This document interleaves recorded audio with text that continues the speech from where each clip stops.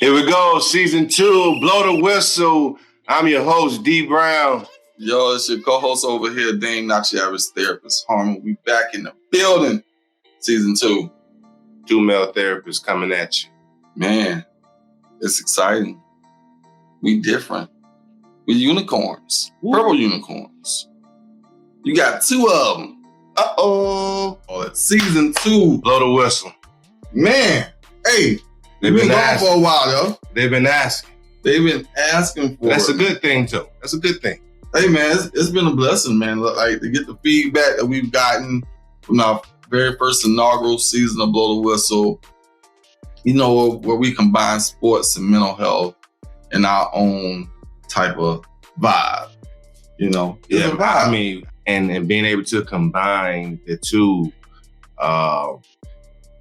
as in a whole, it makes it acceptable for everyone. All viewers can get something from the input and the output, and the guests and their testimonies, and so that's what I love about it, is that we're using great guys and great names, but they have great stories. And season 2, I got an even better roster than season 1. Season 1 was off the chain. Some of those guys are coming back, but Blow the Whistle is what it is today.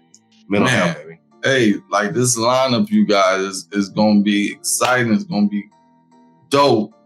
It's going to be informative. You know how we do here on Blow the Whistle. We like to have emotional, explosive. We might have some Oprah moments, some never heard before type stories. Oh, man. You know, like, I'm looking forward to this. And as you can see in the background, like our first guest, you know, hey, this guy right here, this is like the epitome of that. That's the persona right there, because I see a lot of, like, me and him as far as attitude-wise, being, you know what I'm saying, 5'9", some change 5'10", being a short dude, but his heart is crazy. So it's such a cliche statement, right? People say you can't measure the heart. You know, you can't tell me how. Right. You can measure how fast I can run, or how much I can live, but you can't measure my heart. So absolutely. It's such a cliche statement, but really for him, it's really a notion of reality of how it really was for him. Yeah. As you know, coming up, you know, like you say, in a gladiator sport, right? But not having that gladiator type of physique or whatnot, and being able to, you know, stand among the giants in his profession, man, is an all-time great. One of my good friends, bro, and I'm talking about, if I had a vote for the Hall of Fame, he'd get it right now. Absolutely. He'd get it right now. He's going to be in there. So we look forward to that moment as well. But yes, you know, and some things, man, as much as I know about this guy, there's also some things I didn't know. So it's just a blessing to be able to have him come on the show and share some of those things with the audience. And, you know, just, you know, pour out, man. That's what it's about now. Pour out. That's what it is in 2021. Pour out. Oh, like that hashtag, pour out. Him and bringing him to the stage, you know, definitely wanted to kind of talk about his NFL journey, just his personal journey, but also his relationship with the community here in Charlotte as well as in Baltimore, but more specifically in Charlotte, because we're here in Charlotte. But he definitely did some great things for Baltimore as well. But talking about his affiliations, his foundation, you know, his collaboration with Mental Health America and his nonprofits that he has going on, that kind of makes him an advocate for mental health from a community standpoint, but also from a personal standpoint. So we definitely going to dive into some of that too. Definitely going to dive in. If anything, he's not scared to talk. Right. You know, and so he's definitely going to share, man. But what a great man I've seen grow in the last 20 years. You know, a funny story is when we got drafted, we had to come to like this rookie mini camp, right? So it's just us. Yeah. And then they put you in a hotel or whatnot and all those things. You know, at that time, it's you know, what, May, June, something like that? Yeah. Or whatever. Yeah. You know, it's hot. Right. It's hot. It's summer.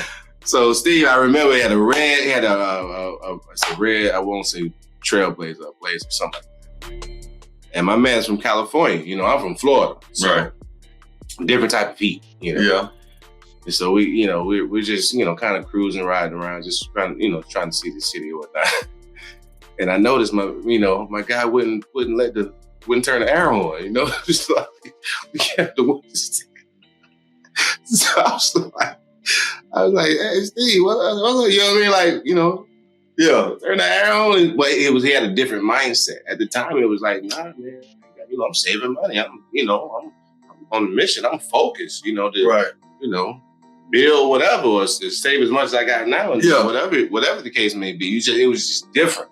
Like, bro, he get $25 for some gas, so we can turn. Right. It's hot. I'm from Florida, and I'm hot. So, this man, you know, but it's just a funny story that I have that, you know, I rarely share about him. That, you know, I just knew then, you know, that you know, how focused he was, man. And so, like you say, 16 years later, you know, Hall of Fame career was developed, and so, you know, definitely looking forward to this guy dropping some jewels.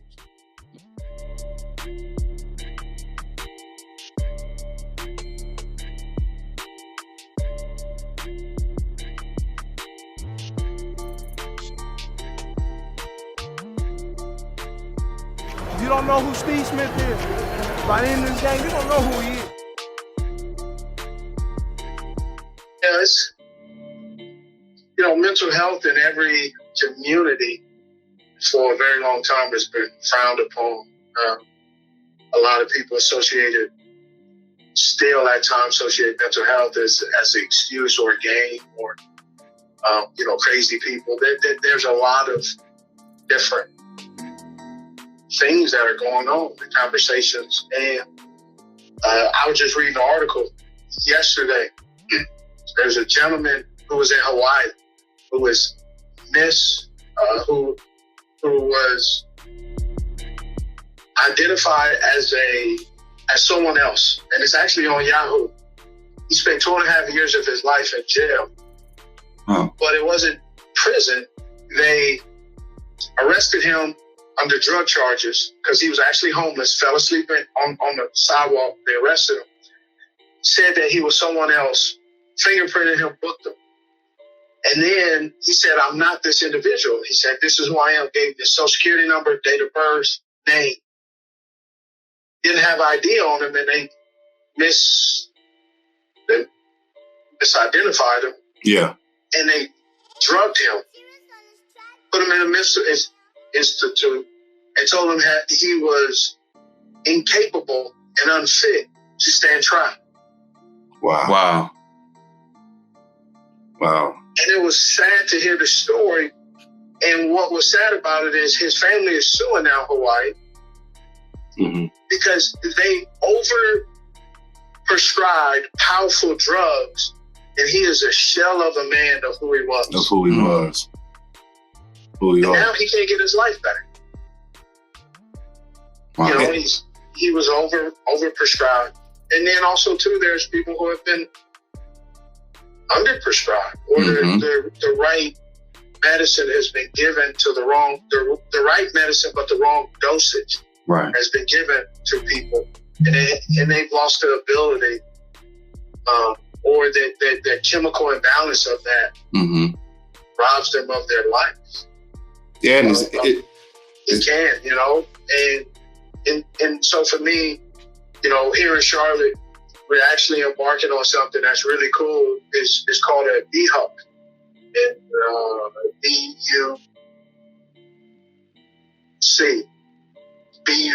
BHUC, B-Hub.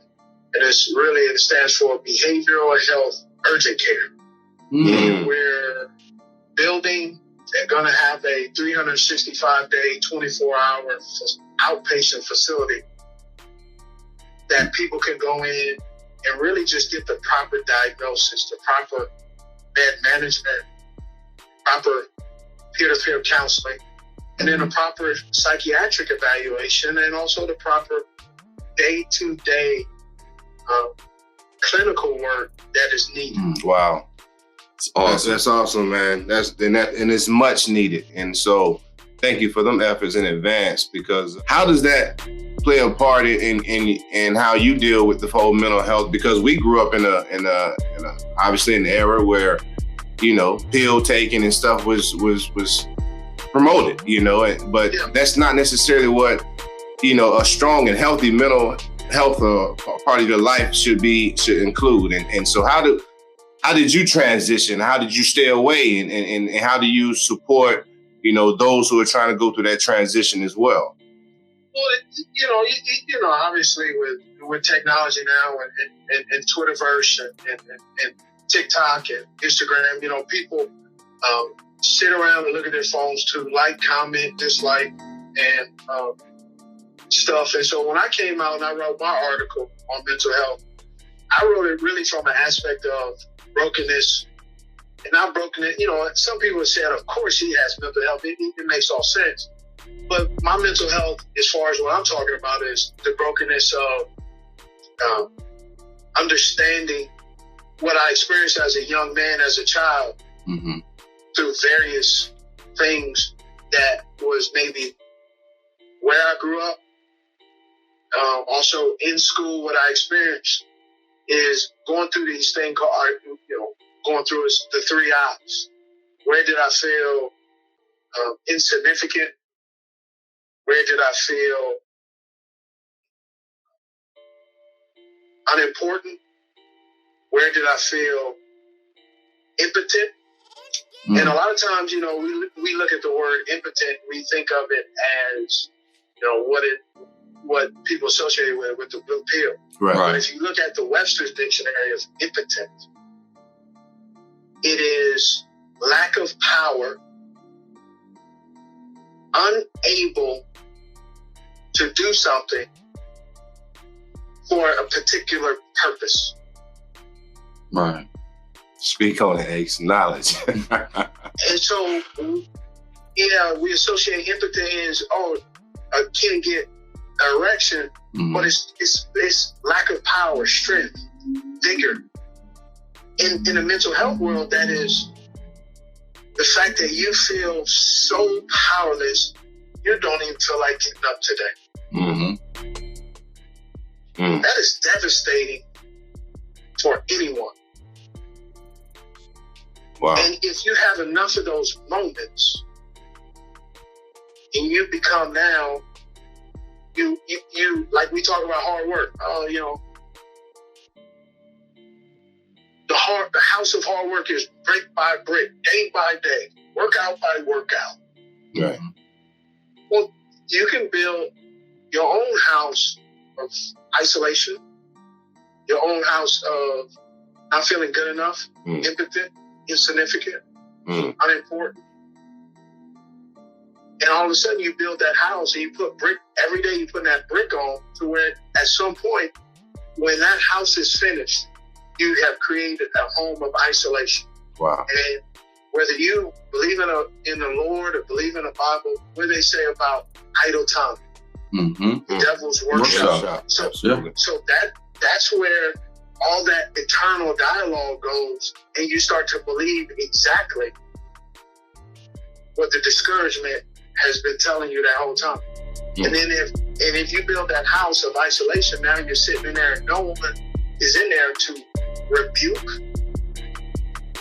to discredit, right, or debunk that internal conversation that you're having with yourself every freaking day, every single moment. Yes. Wow. And then you add playing ball onto it. And you get to play ball, people are cheering, and then once it stops, you still are stuck sitting in that. I just had 200 yards, I caught 2 passes, 2 touchdowns, blah, blah, blah. But then the rest of the other time you have to sit in, I play well on the football field, on the gridiron. But now I'm just sitting in that loneliness, sitting in that negative dialogue. And I may have a nice home and a nice car and beautiful family, but I'm still having that negative conversation over and over with myself. Wow. Oh, that's powerful, Steve. And Steve, this is Damion, co-host of Blow the Whistle. Thanks again for being on with us. No problem. Question I had, not necessarily a question, but just more so along the lines of what you've been speaking of. How did you, in your 16-year career, starting out as a young pup and then, going through, the 16 years of awesome play that you had on the field, how did you kind of balance that, or what did you learn in those 16 years about yourself and how to manage your own mental health? Well, the gift and the curse was I was so gifted in football, and the curse of I had so much anger that I was always cool with being by myself. A lot of teammates that know me, like Dee, that are close, and there's not a lot of teammates that really, really know me. Man, I lived and I was very comfortable by myself. Yeah. And so I played 16 years, and guys just say, Steve was different. I didn't even go out to eat with guys on the team. I sat in my room. I kept to myself.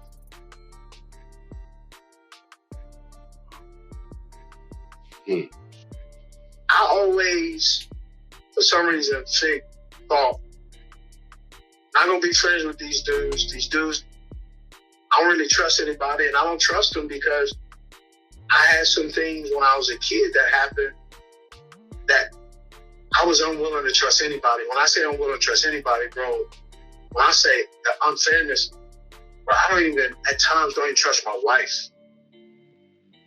Yeah.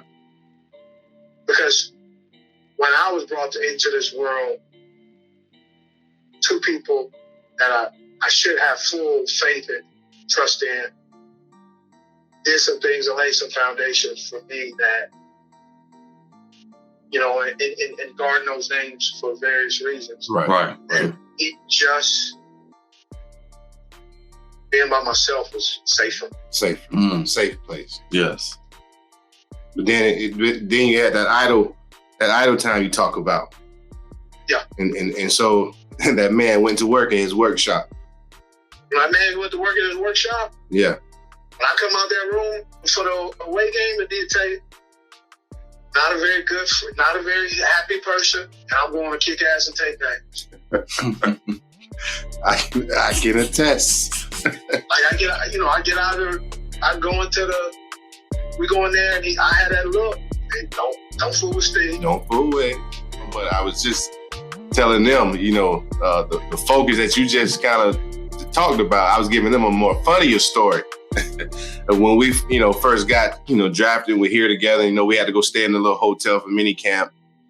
And if you remember, man, you and I went and just went kind of riding around the city just to kind of see where we were at.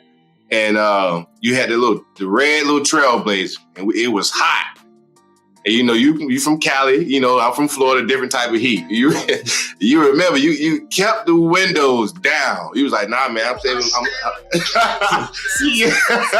He said, I'm saving money, man. Like, nah, he was different, bro. He was different. Like, I probably never even told you that.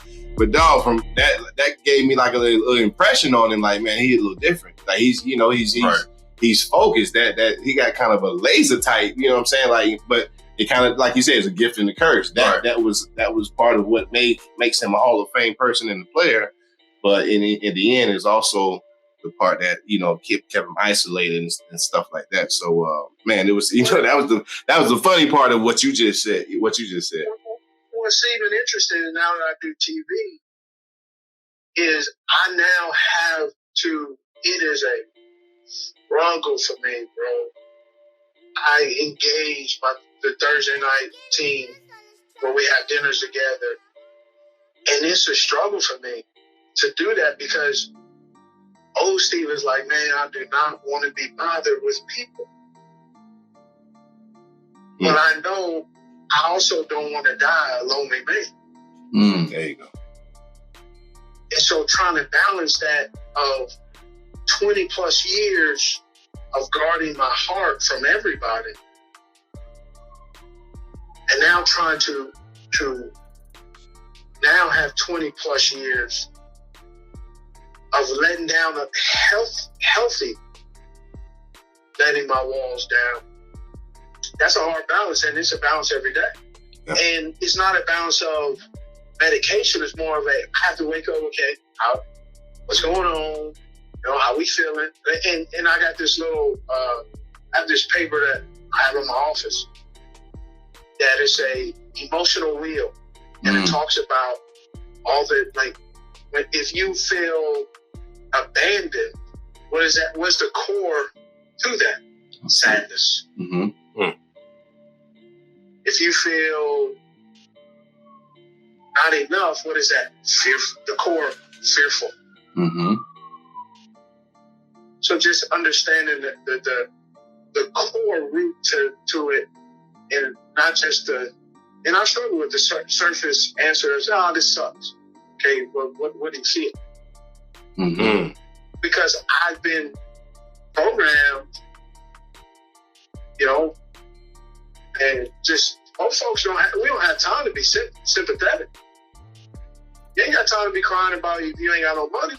You got to figure it out. That's how we were taught.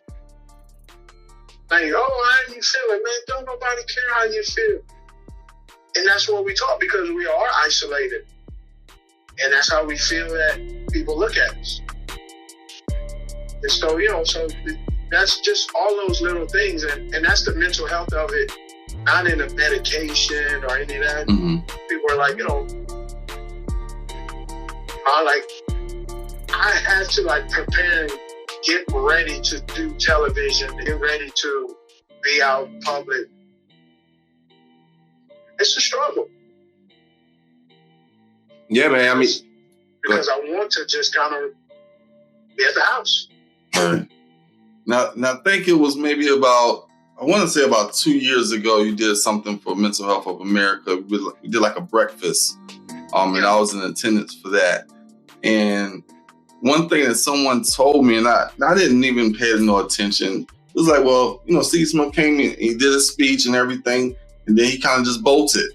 And I was like, well, that could be, him just when he said, things about him wanting to be by himself or not liking the huge crowds, things like that. That kind of brought a memory back up to me when that happened. Somebody mentioned it. I was like, I really didn't pay attention to it. It's like, okay, he's a celebrity. Well, I didn't know. What I did is, what does happen is when I sometimes do these speaking engagements, paid or unpaid, I don't really say. There's always sometimes these unrealistic expectations. Right. And I use the word as the dog and pony show. Yeah. Everybody that comes in contact with me or goes through, the correct avenues, whether it's paid or unpaid, there is a level of expectation I have. One is, I always ask how much, and here's why. One, I ask how much is because you'd be surprised. Some of the folks that's paying the less want the most out of you. And some that's paying you the most just want you to do your actual job well. Right. Don't come up there, high five and take a picture of everybody, then you have a terrible speech. Right. Like, man, he was very good, but man, that 5-minute speech was garbage. Or sometimes I have people, and the reason the other part about money is, what are your expectations? How much time am I going to be away from other things that I have going on? Like if it's the event out of state, well, somebody got to watch my kids. That ain't for free. Yeah. True. If my wife comes with me, there's accommodations. And it's just an expectation. Right? What am I, how much time am I putting towards this? And then after that, I like to have it a certain way because I also don't want, before a speech, I don't want people to mess up or give me a bad taste in my mouth. Because I had been at an event one time, and a gentleman said, and he said this to me, looked me in my eye, he goes, who do you know here? How much do they pay you to come? I said, excuse me? Wow. And that rubbed me the wrong way. And so when I had my speech, I mentioned his little smart ass comment. Right. Because I also needed him to know, because I don't like to be out in front with everything, is don't get it twisted, sir. I do a lot of things here in the community. I just don't blast it out because I get too many comments like that. Well, who do you know and how much do they pay? They actually asked me to come to speak because some of the people that our foundation helps, it was a school that, and they also knew if, as a favor, if they put my name on it, people would come to show up to see me because they wouldn't really actually support the actual event. Yeah. Right. Because more people value giving charity to check a box off for taxes than their actual community. Mm. That's a whistleblower, right? That's a whistleblower. Listen, my foundation, I get on people all the time. They say, "Oh, what do you need?" I said, "We'll take your money, but we want something more valuable, which you can't never give back." And they said, "What's that?" Your time. Time. See, when you give us your time, you can never get that back. Speak on it. Yes. But if you write a check, that's cool. We'll take that as well. But I don't want your check only on Christmas and Thanksgiving, because there's 364 or 363 more days in a year than Christmas and Thanksgiving. Right. Those kids that hungry, they gonna grow. They need underwear. After. How about February? Mm. How about when they want to wear that Christmas, that Easter outfit? They need new underwear because they're growing like a weed. Mm-hmm. Like my son, who in the pandemic 18 months ago was 5'5". Now he's 5'11". Ooh. Wardrobe. So all of those things are important. All of those things, for me, when I did that event, I did it, but I also did it with expectation. I'm going to give you a great event. I'm going to interact with the people I need to interact with. Mm-hmm. Need to go home. Yeah. And I also don't want to be paraded around town like an animal in a cage. Exactly. Right. And I make sure that I'm not going to be presented that way, whether you like it or not. Mm-hmm. You always been a man. Always been a man of standard. I tell you that, man. And just for you to come out and to see the transition and who you've become as a man, as a father, as a husband, as an advocate, as a Christian, it's just I'm elated, bro. Just to be one of the ones. I selfishly gonna take that title, one of the ones that closely know you and know that personality that you're talking about, man, and see your growth.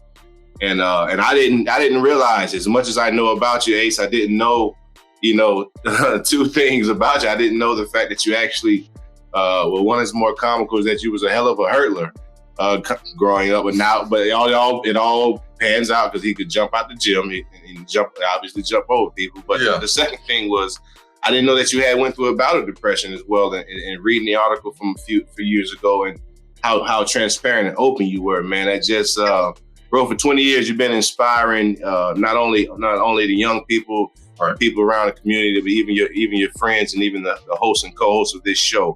So we just appreciate you continue to do that, man, and speak on it. And if there's anything that Dee Brown, Blow the Whistle, Damion Harmon can do in support, bro, please put us on the email blast or whatever it may be. But I just appreciate, you coming out and a man of your stature being able to talk about, hey, go get help. There's nothing wrong with saying, I need help, or I need to understand what coping skills really are. Right. You know what I'm saying? And so, dealing with depression is not just an isolated thing. A lot of people deal with it. We just don't even know. We don't recognize and identify with the symptoms. And so for someone of your stature to be able to come and advocate and give that information is truly a blessing, Steve.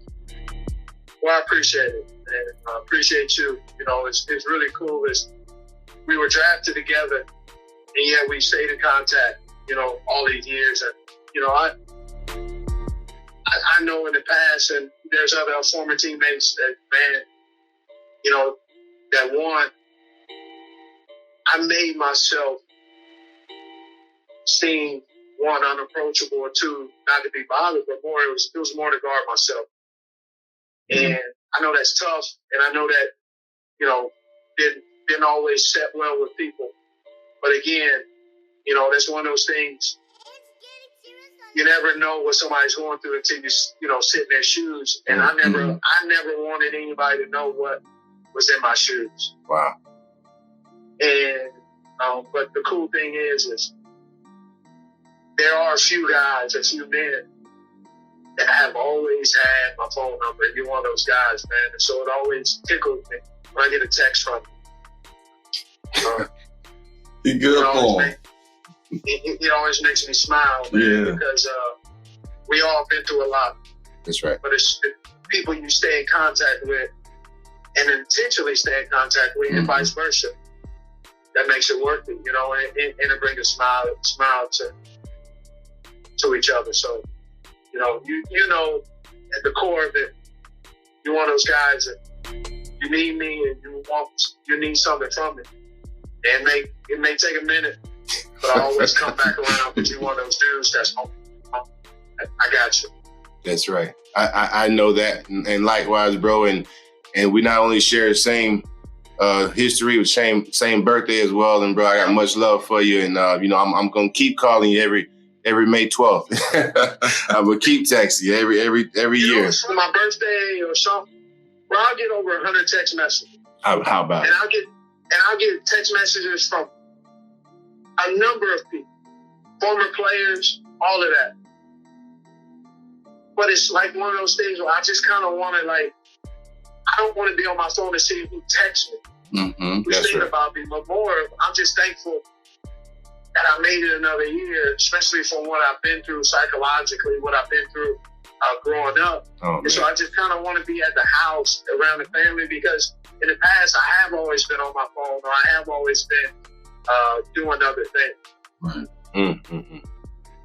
Man, I'm proud, man. Just a blessing to hear you, man. I'm proud to see the growth, man, and keep inspiring, bro.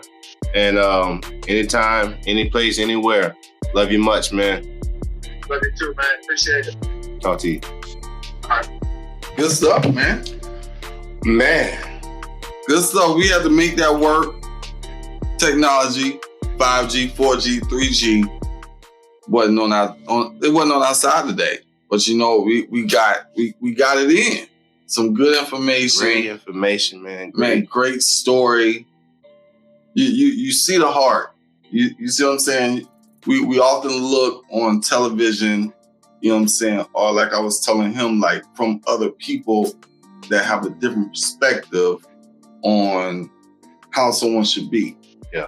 Like, imagine the amount of focus that he had, but he also is alluding to, he was dealing with that anxiety as well. Absolutely. You know what I mean? And to do what he has done, it takes on a high level. It takes a lot of focus, bro. Yeah. But you're emotionally dealing with this. Yep. And it's just, man, imagine the storm, internal storm. Yeah. That's happening inside of him. Like he said, like I don't even trust my wife. You know, like, bro, he's telling you what a lot of people feel, deal with, but either don't know how, don't want to, right? You know, pour it out. You know what I mean? Pour it out. When he said that, I was like, wow, for him to put it out there on the airwaves like that, to say, man, like, I just don't trust nobody. Like, that's the closest person pretty much probably to him is his wife. And they've been together long time. You see what I'm saying? So to say that only raises the awareness of how childhood trauma, grief, unresolved issues play a part in your development and maintenance of relationships. Yeah. You know, and like you said, it's a, you know, it's a, till this day, it's a daily thing. Right. And it's not, you know, don't get the notion that it's a drag out war every day. Right. You know, when you say that, you just, it's really about just the awareness. You haven't gotten too comfortable that you think now that, you know, certain things are not, you know, you're untouchable. Certain things aren't triggering you anymore. So that's not what it, you know, it's not the notion that, when someone says that, I deal with this everyday thing, like, it's such, some psychotic battle going on. But no, it's just this awareness, like, these are my triggers. These are some things that's going on with me. This is how I'm handling it. Look at my relationship status, like you were saying. You know what I'm saying? Like, I don't want to die alone. Right. Exactly. He has a beautiful family. Beautiful family. 4 beautiful kids, beautiful wife, man. I mean, he's done great things. And all that he's been able to accomplish, he's still saying, I'm not fulfilled. Yeah. And he's still working. And he's still working. Still working on it. And it's like you said, with the awareness, it's just about being intentional about that on a daily basis. If something is a struggle and you're constantly working on, we're constantly progressing, we're constantly evolving, so it's constant work. Like you said, it's not a drag out all the time, but it's work. Like, we go to work every day. It's not a drag out every day. But it's still work. You see what I'm saying? So I think one of the biggest things that I got from this conversation is just him being intentional about everything that he does, being intentional about being with his family, creating those relationships, maintaining those relationships. Not wasting time. Not wasting time. Like, he was on time today. Like, let's get it. Let's talk. 30 minutes early. 30 minutes early. So, you know what I'm saying? Like, again, when we play this back and when we shoot this out, again, Steve Smith, I definitely appreciate it. Salute to you for sure. I wasn't able to ask the questions like the ice up son type questions when just a great human being, man, to see the growth. And I'm, to me, it's just the bravery, and the courage to say, like, I know I'm a household name. I'm not only a household name nationally, I'm a global name. Yeah. But I'm not afraid to come out here in the spotlight and say, listen, this is what I was dealing with. Yeah. This is what was going on with me. This is what's still going on. Right. This was my growth pattern. You know what I'm saying? It's not going to be yours, but this was mine. For and then for a black man, let's say it, to come out and say that, you know what I'm saying? Man, he's I'm proud of him. Man, so make sure we didn't go in depth as far as his foundation, but make sure you guys check out Steve Smith Senior Foundation, where he gives his organization is surrounded by or focuses on domestic violence, mental health, and like you said, they have a new, wellness center and urgent care, mental health urgent care. So a lot of things on the horizon. I'm excited to hear about that. That's something that this area desperately needs. Yeah. So again, he's still addressing his own mental health, but also the community and nation as a whole. So, kudos to Steve Smith and what he's doing out there, man. Yeah, absolutely. Little Whistle, BTW, season 2. We're on the way. 1 in the box. 2 dope therapists coming at you. Purple unicorns. You still gonna get some of that Dee and Dame that you got from season 1. We still gonna laugh. We still gonna have you rolling the next day. Make sure you follow us. That's all the Instagram. Go subscribe on YouTube, please. Go subscribe. Simple little click. Blow Whistle Podcast. You're amazing what's about to happen. You're gonna be amazing. You're gonna want to be a part of what's about to happen. So go subscribe. Check us out on our Gmail. Check us out on Twitter. All those things. Any support that you can give it to BTW. We got something fresh. We got something new. Like my man said, purple unicorns. We out. Hey, man. We walk off.